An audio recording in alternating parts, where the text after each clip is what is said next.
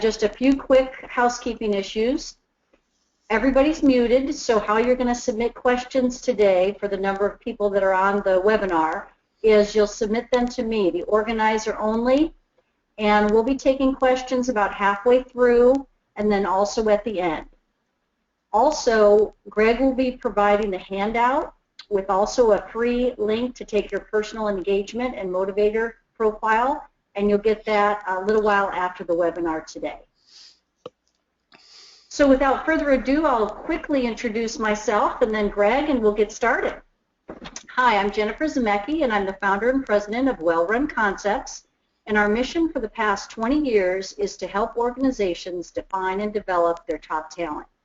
I specialize in and work with Greg on the EQ and the personal engagement and motivational certifications. So now on to Greg.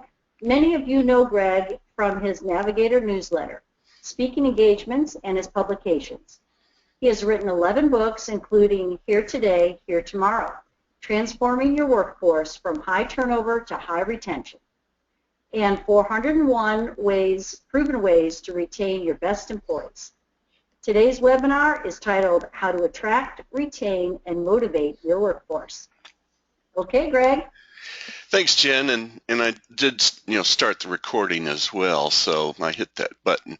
So anyway, I want to welcome everybody today to the webcast, and hopefully all of you who are on the East Coast are beginning able to dig your way out of the snow and ice. Finally, here in Chapel Hill, we got some sunshine and everything's melting, so we're glad to get outside again. Here's what we're going to cover today, and there's a lot of information, and again, you'll get these handouts about an hour or so after the end of the webinar today. But we're going to talk about some of the trends taking place in the workforce, and talk about why good people quit. I'm going to talk about 2 or 3 different companies that you may or may not have heard of on what they're doing to create a workplace that attracts and retains good quality people. Talk a little bit about employee orientation and some ideas, practical ways for reward recognition, which helps motivate good people. And then, as Jen said, we'll have some question and answer time during the middle of the presentation as well toward the end. So if you have any questions, make sure you just type them in on the box to the right hand side of your screen. So good. So let's get started. Here's some of the trends that we've been seeing, that we've done surveys, as well as have information from Gallup. And I think the whole thing is we got to make sure that we have good people in line to replace. A lot of my clients, the senior management team, are sort of getting up there toward retirement age, and I have one client, they're all going to retire in the next 5 years. So we have to have a good talent management and succession plan taking place. And then companies are beginning, as the economy changes and hopefully continues to improve, we're going to have pay more attention to employee retention. And I know the last webinar we did, it seemed like 60–70% of the people that attended are having problems with turnover right now. So and then finding and attracting key people is the most important thing. My son, he is an IT person. He graduated with an IT degree, and he was working for a bank, and it was so formal. There were strict hours, there was no flexibility, and you had to wear a tie to work. And him being a young person, a millennial, just didn't work out for him. So he works for a company now called BigNerdRanch.com in Atlanta, and primarily works from home. So we have to create a unique culture, and I think that's the key thing that we're going to focus on is how do we make our business, whether it's a small, medium, or large company, or whether we're a nonprofit or trade skills or healthcare, attract the people we need. And I've worked in with companies that were from a small family-owned hardware store to working with surgeons and nurses and healthcare organizations. So I've seen a lot of things, and the key thing, as I said, is finding, creating a place where we have a, compelling culture, and that's, I think, is key here, is creating that culture that attracts the right people. So let's move on to the next slide. Is, I shouldn't have to say this, but when you do retain your people, it's a whole lot cheaper. And the thing that we're seeing is many times organizations don't have accountability built in to retain those people. And then we say, well, if we lose good people, it's, oh, that's just part of the situation. They weren't a good employee anywhere, and they're leaving for more money. But most people don't leave for more money, but they leave because the culture may not be as suited for them as they like. And when you understand about turnover, it's cost 2 to 2.5 times a person's salary to replace that person, because you have to think about paying another headhunter, you got to do more interviews, you got overtime to worry about, got the cost and the time it takes to train a new person. So we have to focus on retaining people versus, constantly just replacing people in our organizations. So here's a few things to think about, why good people quit. And there's 5 of them. One of the top ones here is a poor match between the person and the job. We interview a person, we say, here's what your job's going to be, and they just not, the right person for that particular job. As you probably know, we believe strongly in using some sort of behavior assessment to ensure we do have the right person for the right position. And then the second one is, a poor fit with the organization climate and culture. That was sort of the situation with my son. He wanted a more flexible, Google type environment versus a formal environment. And then what we're seeing a lot of today is because, is the difference between the pay and performance. There are people who are more financially driven, and they think they should make more money. And, companies have cut back on pay and benefits, and now they're paying more and more for healthcare costs on their own. And so we're seeing a lot of people becoming less satisfied with their current position because of, the pay issues. And a lot of them have learned that the only way they do get a pay raise is to leave and find a higher paying job. And we have to look at our own benefit and pay plans to ensure that we're being competitive with those people who are most concerned about, how much money they make. And I think as the economy improves, it's going to become more of an issue. And then I think that one of the big ones is that poor connections between the individual, their coworkers, and their supervisor, primarily I think between their immediate supervisor. And what we've seen is 40–50% of people quit jobs because of the manager. And if we don't have good managers or supervisors, then you get people get frustrated, and they're gonna take off. And I remember one organization, the owner of the company was brilliant, and however she had a little problem with her people skills, and she was such a type A or type D type person. She would come in the office, and she it was a small company, and she couldn't even say hello to people, and she would send out these emails and constantly picking on people. And she had an architect who was making over $100,000 a year, and he just couldn't take it anymore, and one day decided, hey, I'm leaving, and I'm taking a lower paying job to get out of here.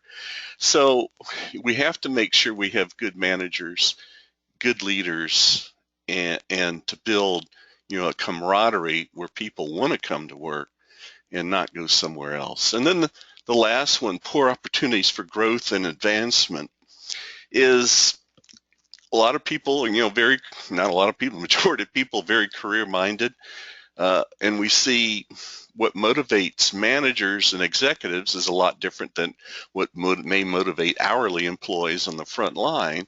And if they feel like they're not growing and not getting new experiences, that's going to be a dissatisfier and could play into the equation of them finding another job somewhere else.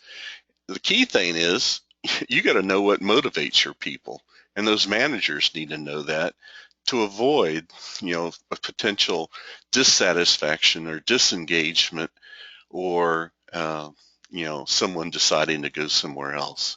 So there's the process we have to follow. And there's, it's 4 steps to this. And, the first thing is you got to recruit the right people and ensure that they have the right temperament, the right people skills, the right behavior style, and they're being attracted into a company that has that compelling culture and what makes a company different. And I think that's with the younger people, the millennials, that's even more important than it is with us baby boomers who've been around a while, is they want to really have that dream job. So we recruit the right people, and then we train them and develop them and provide them the skills they're going to need to be the workforce that we need, and keep them motivated and find out, everybody's motivated a little bit differently today. And one key thing is we got to make sure that we actually measure uh, the culture or measure job satisfaction within your company at least once a year to find out. And, we'll talk about one healthcare organization that has a really unique way of capturing information on, how people feel about working in their hospital. And then we focus on retaining them and finding out what are those retention factors that keep those people that you want to keep. So so this is basically an integrated process. And if you don't do any of these things the way you should, then it is sort of like a wagon with a wheel that's sort of gone flat, and it just doesn't quite, roll in the right direction. And the key thing is you got to have that culture. Culture we'll talk about here in a few seconds, and start talking about some, case studies in different companies on what they did overall to attract and motivate and retain those people that they have. So, I love this quote.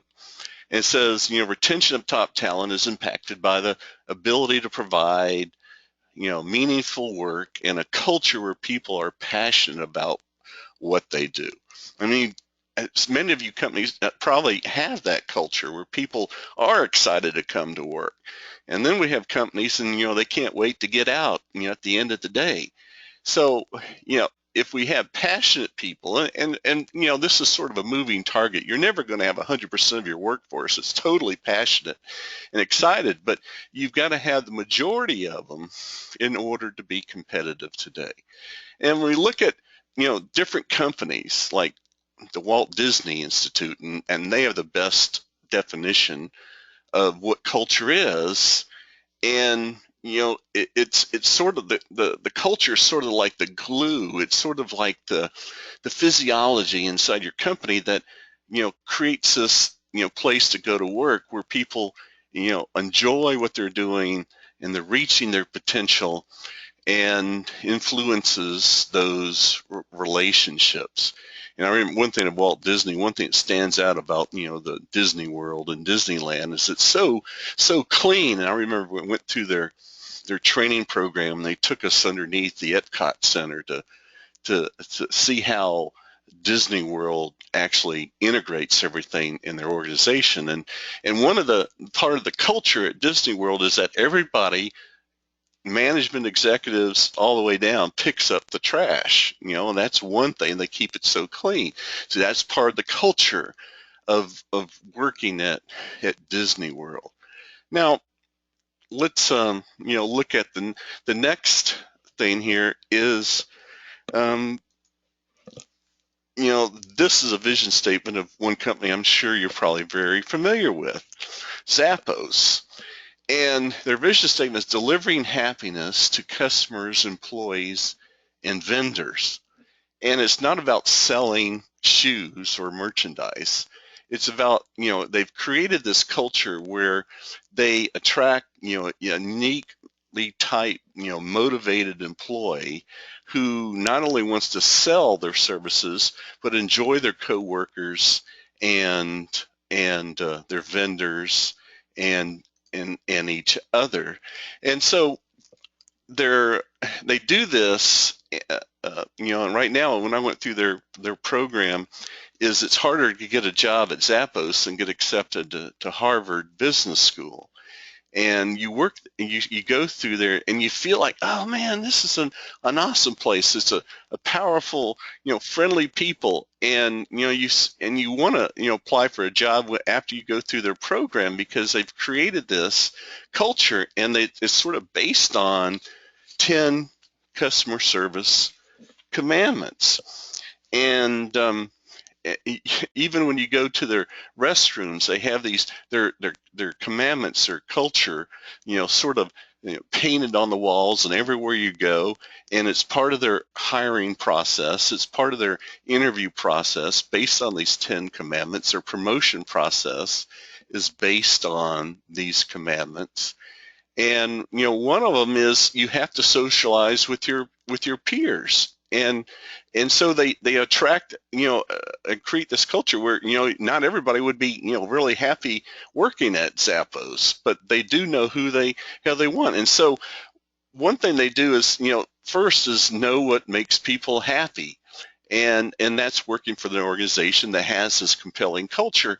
And they have a 4-week employee orientation process, and 2 weeks of that is actually you're on the telephone, taking sales calls. And this, everybody goes through an orientation process. I don't care who you are. And at the end, on the 3rd week, they offer people $4,000 to quit. Now, I'm sure you've heard this story before. And you're saying, holy smokes.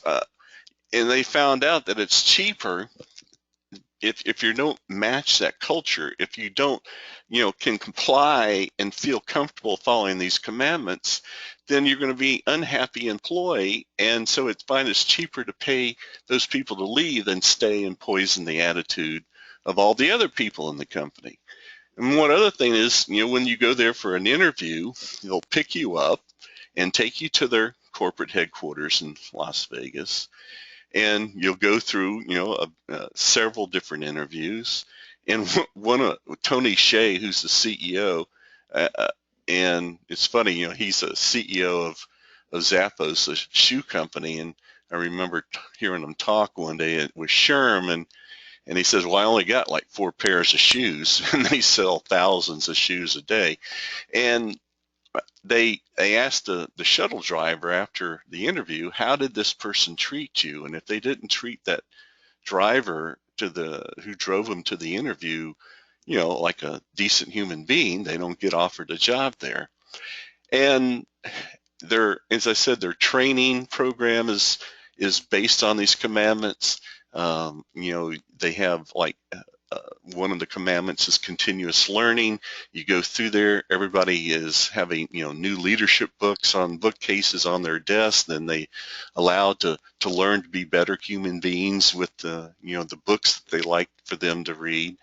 And it's just a fascinating place. But it begins with this culture of continuous way they want to run their operation, and not just make knee-jerk decisions when things don't go right and start laying people off because the economy changes or the economy starts changing. So another different company is Bobcat of Kentucky, and they sell Bobcat equipment, and it's obviously a much smaller company. It's not IT.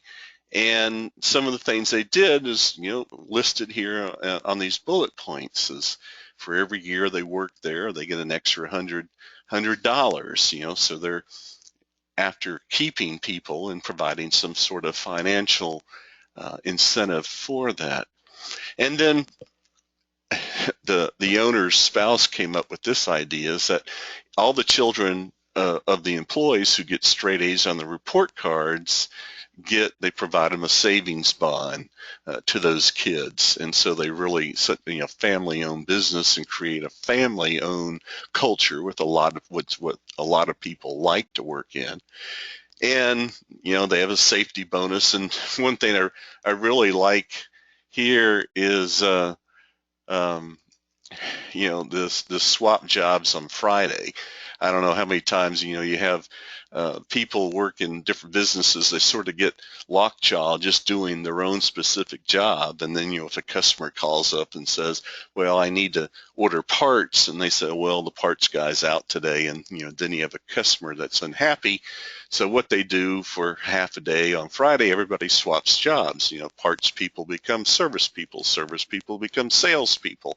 HR becomes a parts person. So everybody sort of learns each other's jobs and provides a little bit more integration and teamwork and ownership with that particular company.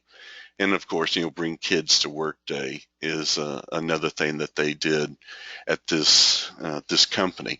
The next one is one company I'm pretty familiar with called Riverside Automotive Group, and they have 7 or 8 car dealerships, including a Harley Davidson franchise that they just bought. And so what they did is create, well, the interesting thing is Riverside was already a pretty good company, and they wanted to be the best company in their geographic area up in Michigan, and they wanted to go to the next level. So one of the first things they did up there is we put together a steering team, not just of management, but we took key people from all the dealerships who were respected by their employees and helped them design what their strategy was going to be, not only to provide a best place to work, but a best place to buy your automobile, because we know how competitive that industry is. And again, we created customer commandments on how they deal with their customers, as well as their comrades or their colleagues, their peers at the plant, and provided them training on customer service. And one thing that really stood out is the big difference is we found when we surveyed the employees, what was making the employees unhappy is, I mean, we're talking about the frontline people, the mechanics, the people that change oils on the car, people who are handling parts, is they felt frustrated that when a customer came to them and had a problem, that they wanted to solve the problem, but they had to get management's approval to do anything to create this, solve the problem for the customers. For example, if someone brought in their car for an oil change, the car's new, and they said, "Hey, I didn't get my floor mats when I bought my car like they promised," the mechanic, the service technician, was now given up to $250 to immediately satisfy the customer without having to get permission from their manager. And that one thing changed the attitude of many people, because now they felt like they too were owners of those dealerships. And so that's the thing. One thing I think when you look at these case studies is you find that everybody is motivated differently. Everybody has a different set of problems. You can't just recognize people the same way. Is you got to find out what is the issue that may be the the problem that's affecting people's satisfaction in their jobs. And if you fix that, then the whole world starts changing. And these were some of the results that came out of the process. They had the highest car sales in history back last year in June. And customer complaints went down from 1 a week to 1 a quarter. And obviously they started retaining people a lot longer than they used to. And now they're a preferred place to work and attracting a better level of talent than they used to as well. So that's, a couple of companies. And again, one of the surveys that we did for the Riverside is on their employee engagement survey, it says they're willing, 95% of the employees now are willing to put in extra effort for the organization. And that's what you really call engagement. So that's, hopefully that gives you some ideas. And one of the big things that we find, is critical is, how are your senior leaders involved in the organization? Now, it's difficult. The larger your company you are, it's harder for those executives to be visible all the time with the employees. But when you're talking about engagement, is that relationship, or how that senior leader relates to or communicates to people inside the organization. It's funny, as I said, we do a lot of work in using assessments and behavioral styles and DISC, and we did a workshop for the district attorneys for the state of Georgia. And after we did the workshop, one of the DAs come up to me after the class and said, Greg, I read my report, and now I know what my turnover problem is inside my office. And he said it was me. And he really had one of these styles that, very like a lot of DAs, very task-oriented, high D, get it done now, not a people-oriented leader. And he was just basically bottom line results-oriented kind of person. And he had hired a lot of attorneys who were, much more methodical. They wanted to go, do things slowly and not get cases processed. And when you're in a county DA office, that's sometimes not the perfect style. And so we found that he just had rubbed a lot of people wrong, and so we were able to assist him and help him be a little bit more people oriented, and also start hiring the right attorneys who can work at the pace that was going to keep the public happy in the county.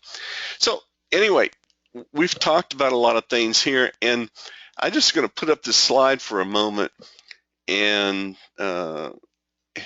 see if what do you think people have said what they would like to see managers do more of. So look at these bullet points here, these 11 things. I like the one number 11, get a job somewhere else. Fortunately, that was not the top one that came out after everybody answered it. So here's what the results of the survey said. Number one, be better at communicating. And it's funny, here we live in this high-tech age of everybody has some sort of digital device, and the electronics seem to grow, but the people seem to say we're having more problems with communicating the more technologically advanced we become. So I think the question is, what are they really saying? And it's the type of communication.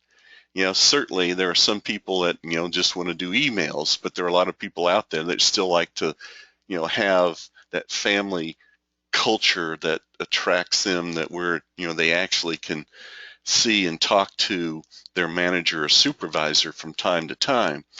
And it's interesting, and we worked with this one major IT company to find out what was one of the forms of reward recognition that motivated their IT individuals.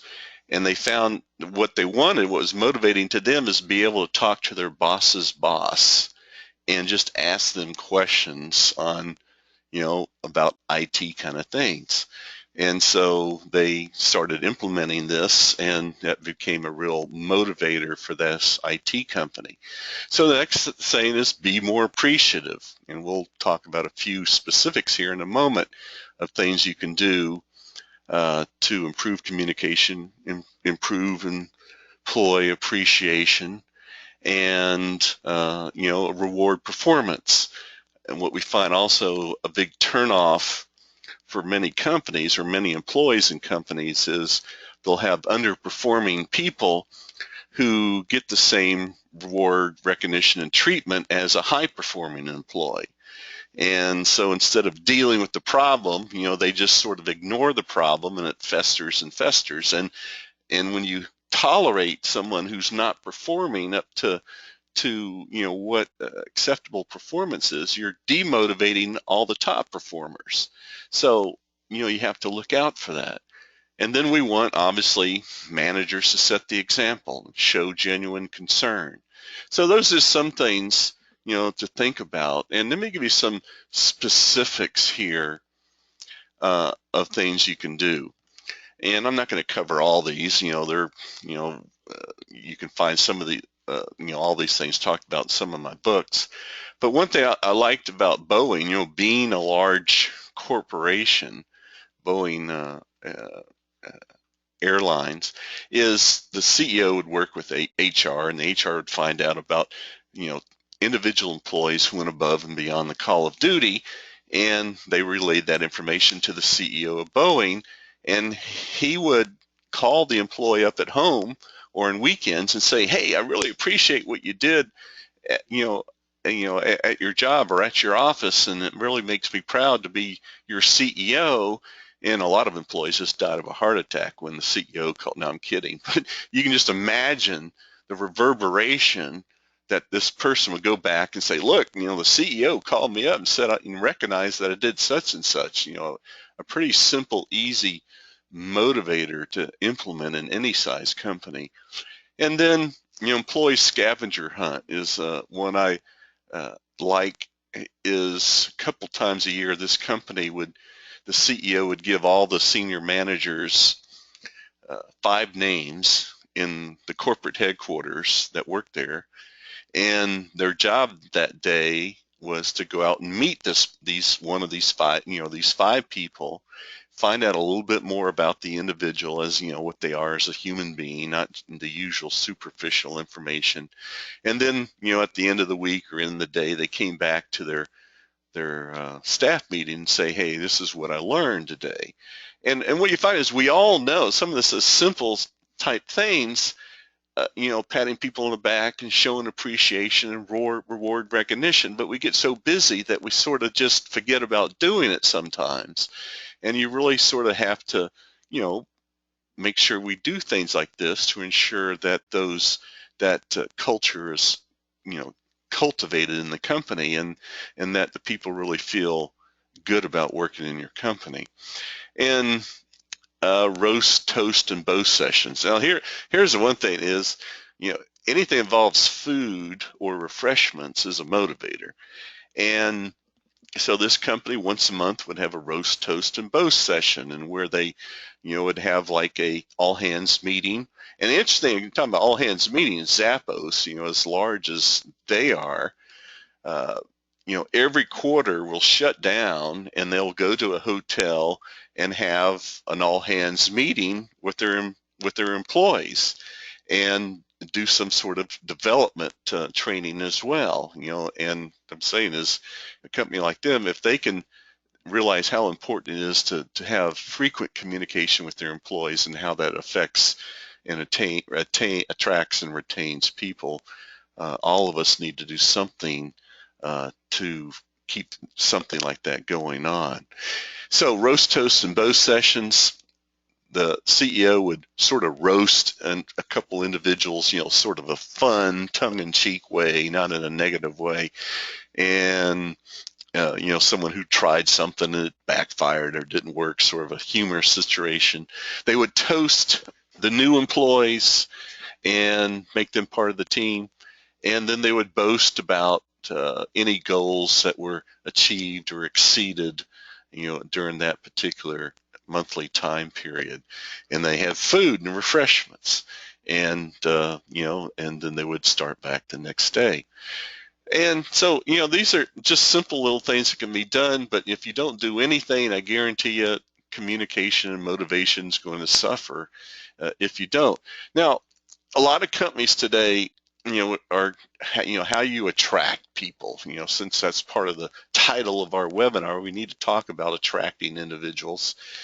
And Greg, excuse me, I'm going to jump in. We've got a couple of questions, and I think this is a great place to tie them in. So you want to take a couple of questions? Yeah, it's right on time. Thanks, Jen. Go ahead. Okay, is providing a retention bonus a good idea? Well, it is and it isn't, and I've seen it work and I've seen it backfire. Particularly with healthcare organizations, a lot of them provide a signing bonus or a retention bonus, and it attracted people, but it attracted a different type of individual who is more focused on getting that bonus than going above and beyond the call of duty. So I think you have to use it judiciously, and because when you're strictly depending on financial incentives and bonuses, sometimes your culture becomes sort of cutthroat, and people, like I said, are only there long enough until they can jump somewhere else and get another signing bonus. So it all depends on what type of culture you want to have for your company. Okay, and this one is kind of along the same line, so maybe you already answered it, but is money the best motivator or reward? Well, again, we find for some individuals, I think it's a majority, money is a motivator. Uh, and I think when you look at front-end employees, frontline employees, everybody's concerned about making enough money nowadays, but um, I think when you find is most people are going to stay with your company, uh, and because the quality of the people and the quality of the job and the quality of the management, and then money becomes less important.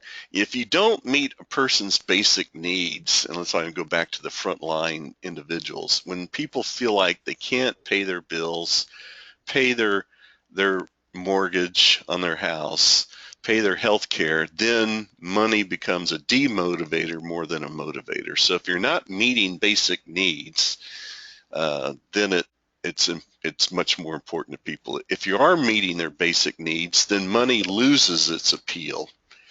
And one thing we'll talk maybe a little bit more later, knowing what motivates people, is what motivates management and executives is going to be a lot different than what motivates hourly workers. So you have to know what motivates every level of your workforce. Great. Well, thank you, Greg. Thanks, Jen. All right. How do you talk about attracting people? And like I've worked with a lot of skilled organizations or trade associations that are looking for people to, uh, you service technicians, blue collar type jobs. And what we find is, I just want to cover is make sure your website represents your company or the culture of your company. And you want to make sure all your employees know what career opportunities are available inside the company, and not to leave to find a job that could have been available to them inside your organization. And I worked with this company of service techs, and we're talking about have some decent YouTube videos of maybe what it's like to work inside your company, or a video of what particular job you're trying to attract in your organization. And don't just have a link on your website, submit your resume here, and that's all they see about the type of company what type of company it's like to work for you.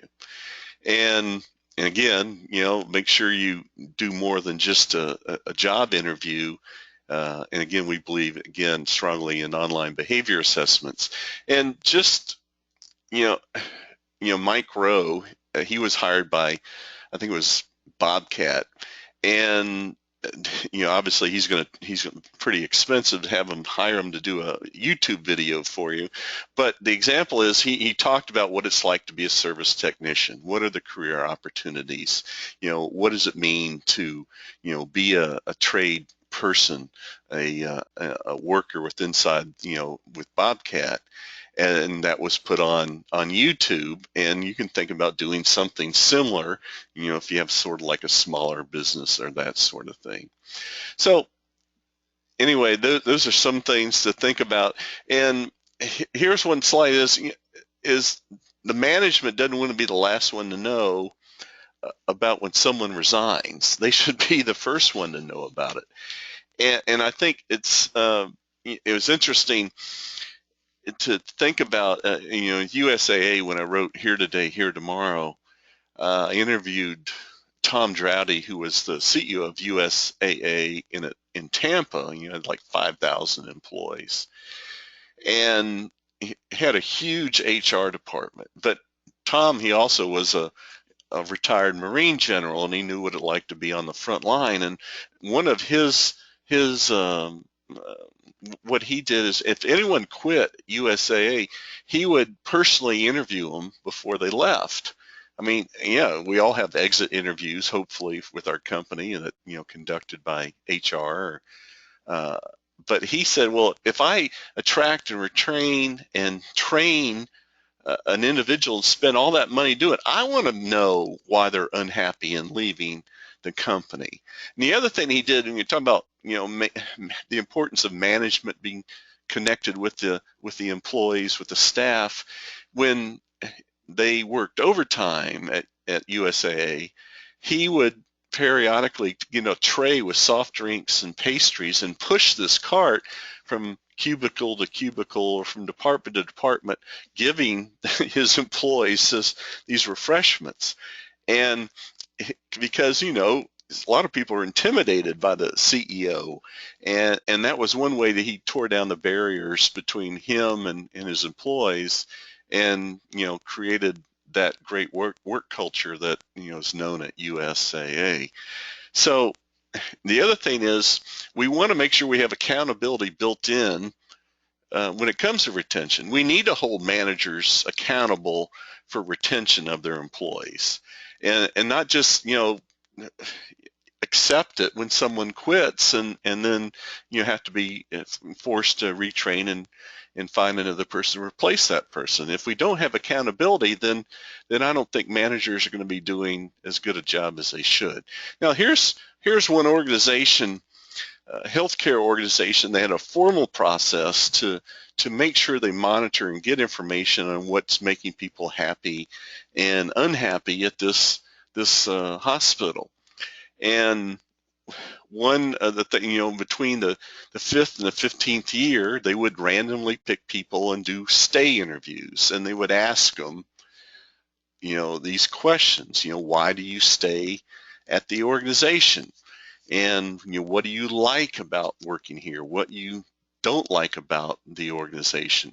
And it came down to, when people between 5 and 15 years, it no longer became, money was no longer a satisfier. It was the quality of the people that worked at the hospital and the management there. And maybe for before 5 years, money probably becomes a more important issue than after 5 years, and then up to 15. And then, like most companies, they had a exit interview, and then they had individuals who, for some reason, worked there in the past and left, and they would keep contact with those former employees to hopefully have them come back and work with their organization again in the future. And so here's the things you need to know. Current employees, why do they stay? Doing the stay interviews. And then new employees, why did they agree to work for your organization? What was the compelling reason that they said yes to you and no to someone else? And then find out, why did people quit your organization? And then the last thing is, if you interviewed them and they said no to your offer, what was the thing that what was the driving force that made them say no? And hopefully, you can find out truthfully the answers to these questions.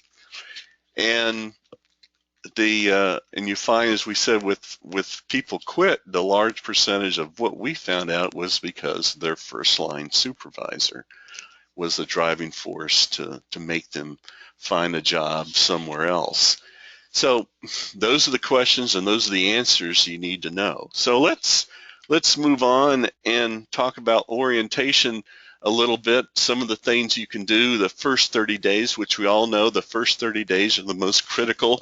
Turnover is usually twice as high during the first 30 days than, say after the first year in an organization.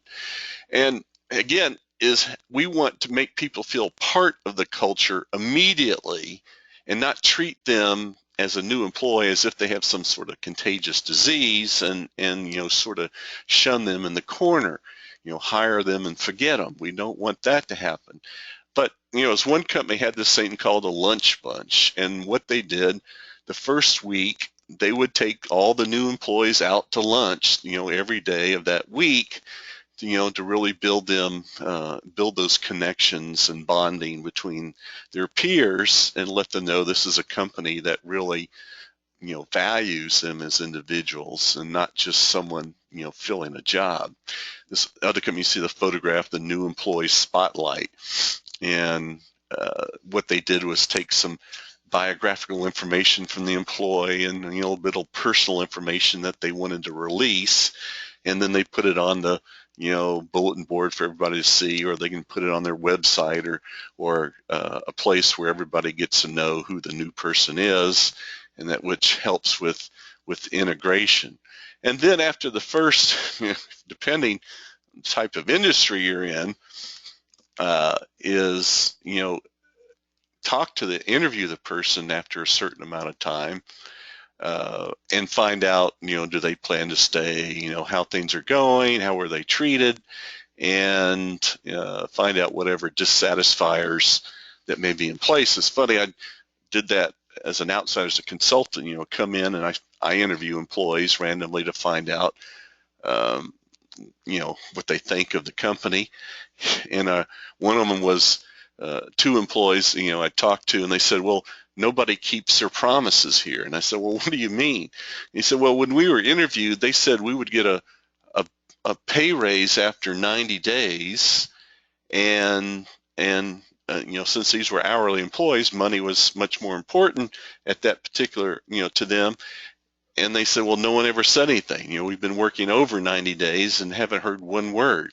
And then I went up to a manager and sort of said, I didn't let them know who said that. And I said, well, why, they were told they were going to get a pay raise after 90 days. What's going on? And the manager said, oh my gosh, you can't believe how hard it is for me to get permission to give everybody a pay raise. I got to get at least 6 people to say yes to do that, because they were so worried about increasing their costs that they forgot, they weren't measuring their turnover costs. They were only thinking about the bottom line, how much it's going to cost them versus the whole, having to retrain someone else and go through that entire process. And so those are some things that we need to think about. And let's go to the next slide here before we run out of time here in the next 10 minutes or so is rewards, recognition, and reinforcement. It's important to people, and it's usually the soft stuff that becomes more important than the hard stuff. So I want to sort of just skip through and go to a few specifics of some things you can do before we run out of time. But let's talk about the importance of job titles. We're going to talk about how do you measure a person's motivation and what motivates them. And you're going to find some people, they want to advance quickly. Their job title is pretty important to them, while others, it's working on a team and, working in a less competitive environment. You have to know, what motivates these people. And I like this one, drive my BMW. I think it was Rackspace in San Antonio. They used to have an Employee of the Month program, and they found, and they were giving them a cash bonus who won the Employee of the Month. And the CEO discovered that really nobody was becoming or had lost the excitement of getting the bonus. Maybe motivated them for one day, and the next day it was back to normal. So he had a BMW at the time, and so he changed the reward, and he allowed employees to drive his BMW for that month and park in his executive reserve parking space. And that had a whole lot more motivation than providing people a cash bonus. And, we talked about roast toast and both sessions.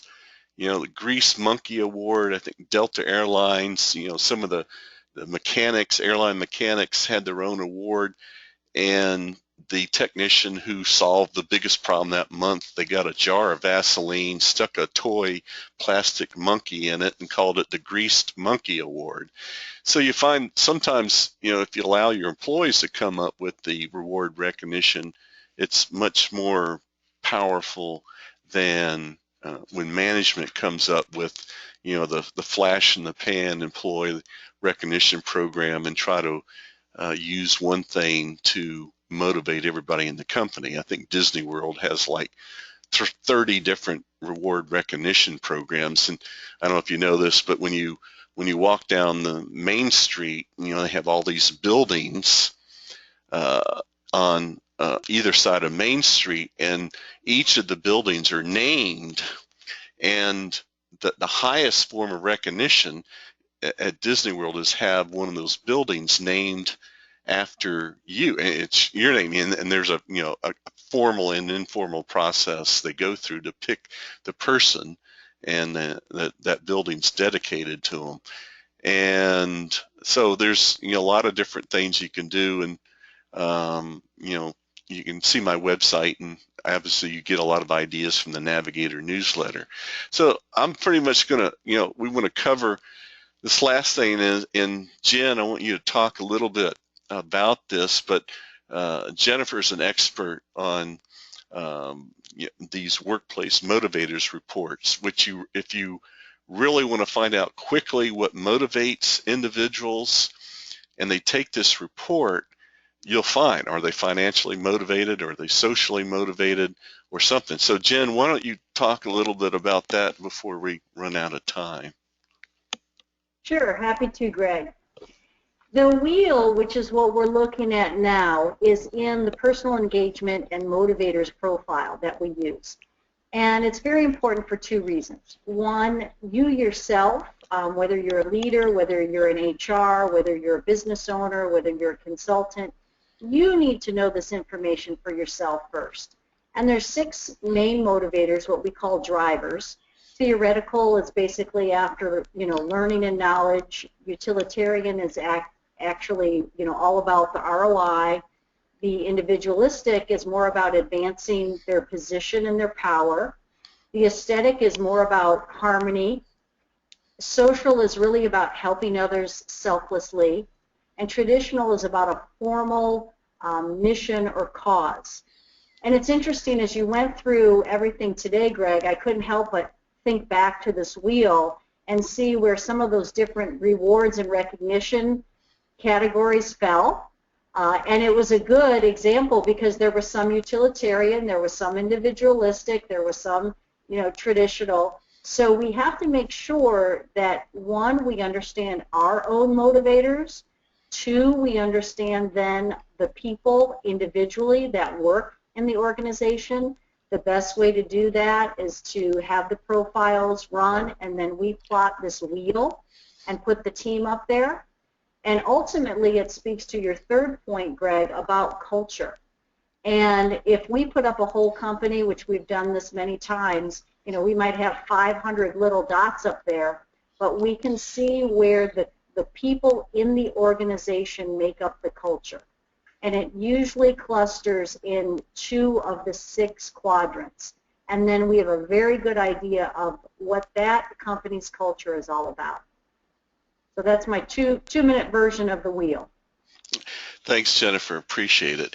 And we're off giving everybody a special prize who attended today. Those people who didn't attend don't get this, but we're going to give you one of these personal motivation engagement reports to take on yourself. And that's a powerful thing to understand what motivates yourself. But we do ask you only one free one per organization. So and just don't send that out to your friends. Just have that for yourself. And at an hour after the webinar, you'll get an email with a link to the handouts as well as a link to the online assessment. And take 10-15 minutes to complete that online, and I think you'll find this report very revealing.